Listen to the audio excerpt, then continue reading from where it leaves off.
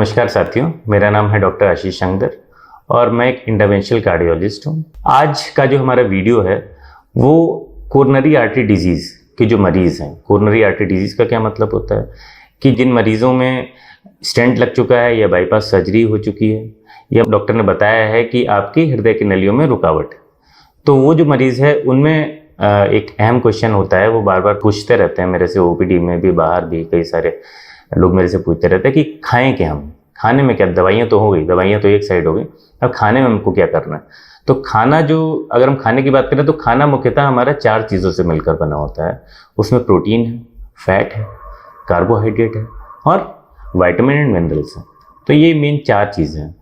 अगर हम फैट की बात करें तो फैट का जो हमारा कंजम्पशन है वो टोटल रिक्वायरमेंट जो एवरेज पर्सन एक खाता है खाना, उसमें 2000 कैलोरी होती हैं। पर्सन टू पर्सन वेरी भी कर सकता है, आपकी फिजिकल एक्टिविटी कितनी है, आपकी एज क्या है, आपको बीमारी क्या है, उस पर डिपेंड कर, लेकिन एक एवरेज जो हम कैलोरी मानते हैं वो 2000 कैलोरी के आसपास एक पर्सन को चाहिए होती है दिन भर। तो 30% ऑफ योर कैलोरी रिक्वायरमेंट वो होना चाहिए फैट का, लेस देन 30%। उस फैट में सैचुरेटेड फैट होगा और अनसैचुरेटेड फैट होगा। कोशिश करें कि सैचुरेटेड फैट की मात्रा आपकी कम रहे, less than 10% of total calorie requirement.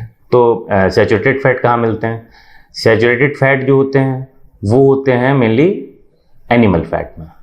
तो जो जितना भी हमारा देसी घी है, वनस्पति घी है, और अगर वेजिटेबल ऑयल्स में बात करें तो पाम और कोकोनट ऑयल में सैचुरेशन काफ़ी ज़्यादा रहती है फैट की। जो होता तो ऑयल है लेकिन उसमें सैचुरेटेड मात्रा काफ़ी ज़्यादा रहती है। अनसैचुरेटेड जो फैट्स हैं, जो कि ऑयल्स हैं मेनली, उसमें जो सोयाबीन है, कैनोला ऑयल है, ऑलिव ऑयल है, सरसों का तेल है हमारा, तो ये सारे स्वास्थ्य के लिए अच्छे माने गए, तो इनका सेवन हम कर सकते हैं। तो ये होगी फैट के बारे में। दूसरा, अच्छा, एक और महत्वपूर्ण बात कि आप जो रीयूज्ड ऑयल है, जो कि शॉप्स में ज़्यादातर ये होता है कि आप समोसे की दुकान पे जाते हैं, आप किसी स्नैक्स वगैरह, ये लोकल स्नैक्स शॉप पे खाते हैं, तो वो भी हमें रीयूज्ड ऑयल बिल्कुल नहीं लेना है। और रही बात, कई लोग पूछते हैं कि ये जो चीज़ है, ये चीज़ भी हमको अवॉइड करना है। तो ये फैट के बारे में बात होगी। अब कार्बोहाइड्रेट्स पे आते हैं। कार्बोहाइड्रेट की अगर हम बात करें, कार्बोहाइड्रेट हमारा जो मेन जो फ्यूल है बॉडी का, वो कार्बोहाइड्रेट है। तो कार्बोहाइड्रेट हमको कोशिश करिए कि कोई भी चीज़ जितनी भी हम खाएं, हम होल ग्रेन खाएं। होल ग्रेन जैसे ज्वार, बाजरा, ये होल ग्रेन, इनका आटा वगैरह जो है आजकल काफ़ी प्रचलन में है, ज्वार बाजरा का आटा। वीट भी खाएं तो प्रोसेस्ड वीट है, प्रोसेस्ड वीट फ्लोर है, उससे बचना है। प्रोसेस्ड कोई भी चीज़ जहाँ पे लिखा है प्रोसेस्ड है उसमें प्रॉब्लम, तो प्रोसेस्ड नहीं लेना है। मतलब बॉडी से हमको प्रोसेस करवानी है, हमको होल ग्रेन लेना है। और अगर हम बात करें कि हम फ्री शुगर्स कितनी ले सकते हैं, फ्री शुगर्स जो कि ज़्यादातर हमें ड्रिंक्स में मिलती है, हम चीनी खा रहे हैं या फिर जो टोटल फ्री शुगर ले रहे हैं, जैसे हम कोल्ड ड्रिंक पी रहे हैं, तो वो less than 10% of your calorie requirement होनी चाहिए। अगर हम मोटा मोटा बोलें तो अगर हम 200 ग्राम की अगर हम कोक पी लेते हैं तो वो हमारा पूरे दिन का ऑलमोस्ट रिक्वायरमेंट हो गया फ्री कैलोरी लेने का। उसके अलावा आप फिर चाय भी पियोगे, उसमें भी चीनी होगी, फिर लस्सी पियेंगे, जूस पीने जाएंगे, तो इन जो फ्री कैलोरीज हैं उनसे बचना है, कार्बोहाइड्रेट। तीसरी महत्वपूर्ण चीज़ है वो है आपके फाइबर्स। वो कहाँ से मिलेंगे? वो मिलेंगे हमारे फ्रूट से, वेजिटेबल से। तो approx 400 gram of fruit and salad आपको अपने खाने में रखना है। तो फाइबर जितना ज़्यादा रहेगा उतना बढ़िया है।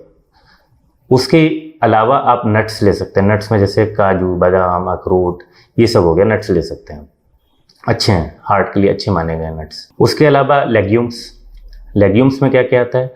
लेग्यूम्स में आता है आपके दलहनी फसलें जितनी भी हैं, जैसे दालें वगैरह हो गई, राजमा हो गया, और उसके अलावा बीन्स हो गई जिसको सेम बोलते हैं, मटर हो गई, ये सारी आप उसमें खाने में आप अपने ऐड कर सकते हैं, अच्छी मानी गई हैं।